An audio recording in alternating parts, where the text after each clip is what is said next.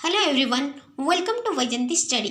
मैं आज आपको व्यवसायिक संबंधित शब्दावली के बारे में बताऊंगी। Let's start. कीमतों का बढ़ना, उसको हम इंग्लिश में बोलते हैं इन्फ्लेशन।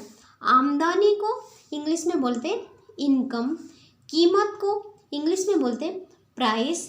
कीमत सूची को इंग्लिश में बोलते हैं प्राइस लिस्ट। कुल कमाई को इंग्लिश में हम बोलते हैं ग्रॉस अर्निंग। उपभोक्ता को इंग्लिश में हम बोलते हैं कंज्यूमर। उधार को हम इंग्लिश में बोलते हैं क्रेडिट। आवर्ती जमा को इंग्लिश में बोलते हैं रिक्योरिंग डिपॉजिट। औद्योगिक बैंक को हम इंग्लिश में बोलते हैं इंडस्ट्रियल बैंक। औसत को हम इंग्लिश में बोलते हैं एवरेज। औसत दर को हम इंग्लिश में बोलते हैं एवरेज रेट। औसत दूरी को हम इंग्लिश में बोलते हैं एवरेज डिस्टेंस। उगाही बिल को हम इंग्लिश में बोलते हैं बिल ऑफ कलेक्शन। उत्तर तिथि चेक को हम इंग्लिश में बोलते हैं पोस्ट डेटेड चेक। उधार जमा को हम इंग्लिश में बोलते हैं क्रेडिट डिपॉजिट। उधार पत्र को हम इंग्लिश में बोलते हैं लेटर ऑफ क्रेडिट। कम से कम कीमत को हम इंग्लिश में बोलते हैं बटम प्राइस। कमाई को हम इंग्लिश में बोलते हैं अर्निंग। कर्जा चालू करना को हम इंग्लिश में बोलते हैं फ्लोटेशन। कर्जा शेष को हम इंग्लिश में बोलते हैं लोन बैलेंस। कर्जे के देनदार को हम इंग्लिश में बोलते हैं डेब्टर्स फॉर लोन। कर्जे के लेनदार को हम बोलते हैं क्रेडिटर्स फॉर लोन। कर्मचारी को हम इंग्लिश में बोलते हैं एम्प्लॉय। कागज़ पैमाना को इंग्लिश में बोलते हैं पेपर स्केल। कागज़ मुद्रा को हम इंग्लिश में बोलते हैं पेपर करेंसी। कारखाना को हम इंग्लिश में बोलते हैं फैक्ट्री।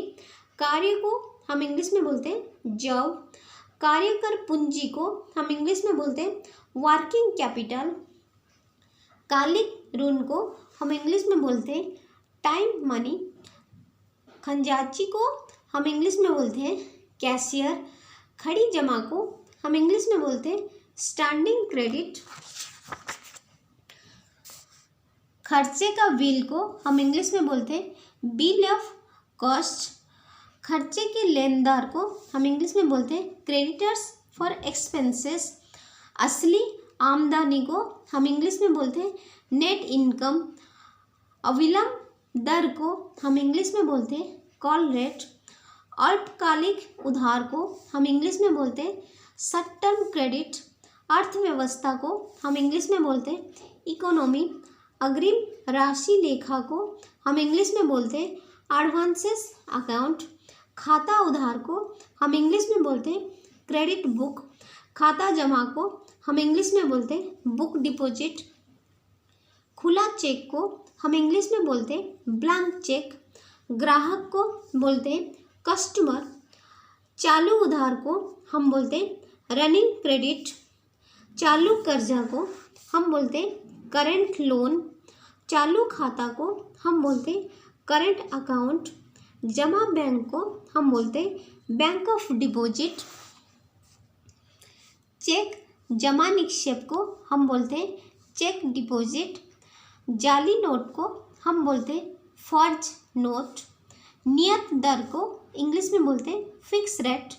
निधि को हम इंग्लिश में बोलते हैं फंड।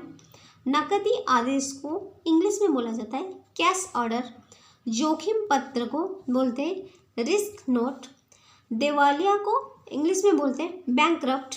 दावे की राशि को इंग्लिश में बोलते हैं क्लेम्ड अमाउंट।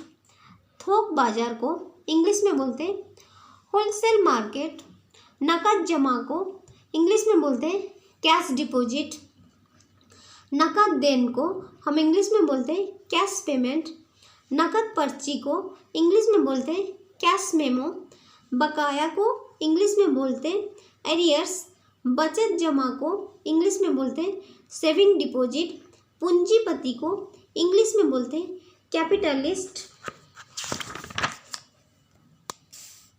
बाजार मूल्य को इंग्लिश में बोलते हैं मार्केट प्राइस।